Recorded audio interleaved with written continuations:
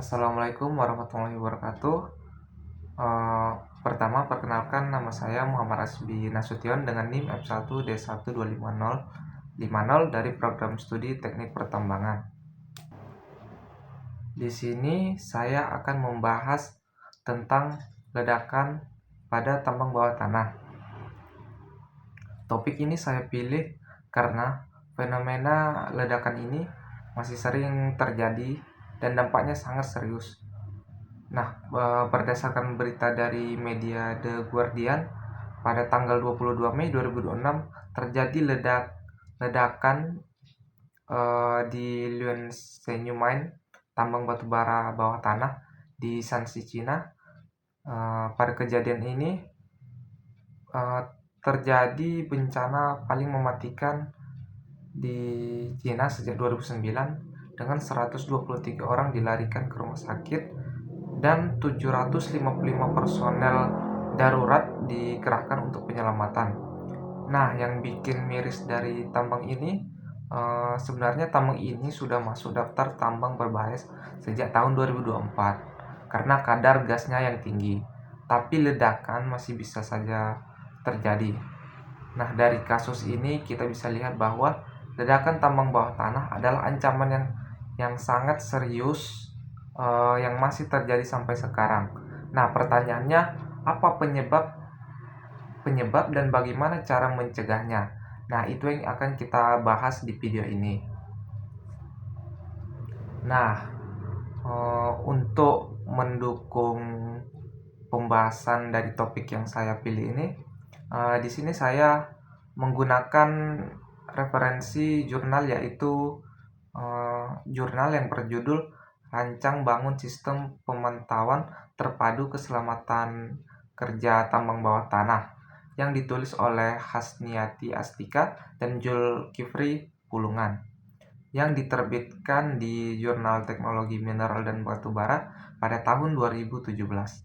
Nah, jadi menurut jurnal ini, tambang bawah tanah itu punya resiko yang jauh lebih tinggi dibandingkan tambang terbuka. Nah, bahaya yang paling utama dari tambang bawah tanah ini adalah gas berbahaya seperti gas metana atau CH4, gas CO2 dan CO yang terakumulasi di dalam terowongan. Nah, berdasarkan data dari MSHA, sekitar 34,52% kecelakaan fatal di tambang batubara bawah tanah disebabkan oleh adanya gas atau debu tambang.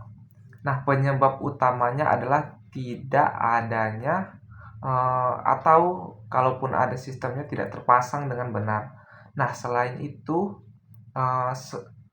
semakin dalam terowongan tambang, maka semakin besar risiko akumulasi gas berbahaya yang bisa memicu ledakan. Nah, setelah kita tahu landasan ilmiahnya dari jurnal yang saya sebutkan tadi, sekarang kita masuk ke bagian hasil dan diskusi. Nah, di sini saya akan menjabarkan 4 poin penting yang berkaitan dengan fenomena ledakan tambang bawah tanah ini. Nah, kalau kita lihat dari sisi mata kuliah prodi Teknik Pertambangan, fenomena ledakan yang ada pada berita tadi berkaitan erat dengan beberapa mata kuliah yang sedang saya jalani atau beberapa mata kuliah di jurusan lain yang ada di universitas lain. Nah, yang pertama itu ada ventilasi tambang, karena ledakan sering terjadi akibat gas yang menumpuk di terowongan dan ventilasilah yang mengatur sirkulasi udaranya.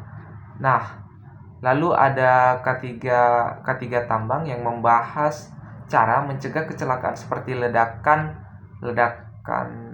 pada tambang bawah tanah. Nah, ada juga teknik peledakan karena penggunaan bahan peledak yang salah, sehingga bisa jadi pemicu. Dan geomekanika karena ledakan bisa mempengaruhi kestabilan dan batuan di dalam tambang.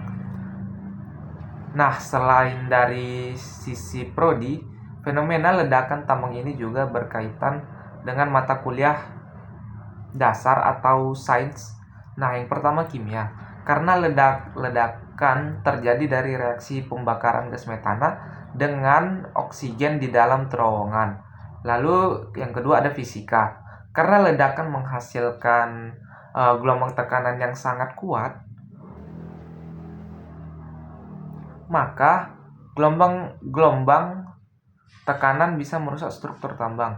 Ada juga termodinamika yang membahas perubahan energi panas secara ekstrim saat ledakan terjadi. Dan matematika digunakan untuk menghitung beberapa kadar gas yang masih aman dan kapan sudah bisa melewati batas bahaya. Nah, dari mata kuliah tadi ada dua prinsip ledakan yang nyambung sama fenomena ledakan ini. Nah, yang pertama itu ada prinsip segitiga api. Nah, intinya ledakan bisa terjadi kalau tiga hal ini ketemu sekaligus, yaitu bahan bakar seperti gas, oksigen dari udara di terowongan, dan sumber panas seperti percikan api atau listrik. Nah, kalau salah satunya tidak ada, ledakan tidak akan terjadi. Nah, kedua ada hukum Boyle atau Boyle. Nah, di mana gas di ruang tertutup seperti terowongan tambang, kalau suhunya naik, maka tekanannya ikut naik drastis. Dan inilah yang bikin ledakan di tambang bawah tanah dampaknya sangat destruktif.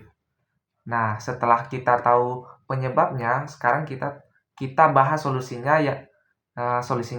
Nah, yang pertama adalah memastikan sistem ventilasi di dalam tambang berjalan dengan baik. Nah, supaya gas berbahaya tidak sempat menumpuk di terowongan. Nah, yang kedua, kita pasang sensor gas secara real time seperti yang dibahas di jurnal tadi.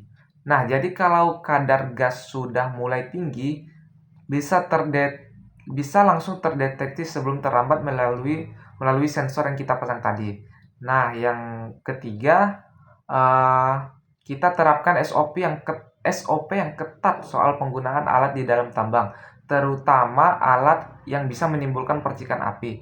Dan yang keempat, semua pekerja tambang wajib dapat pelatihan K3 dan tahu cara mengevakuasi kalau terjadi keadaan darurat seperti apabila terjadi ledakan pada tambang bawah tanah. Nah, seperti itu.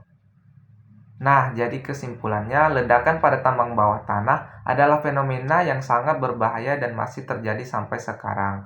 Nah, seperti yang kita lihat dari kasus di tambang Liu Shenyue Mine tadi yang ada di Cina, ledakan bisa terjadi karena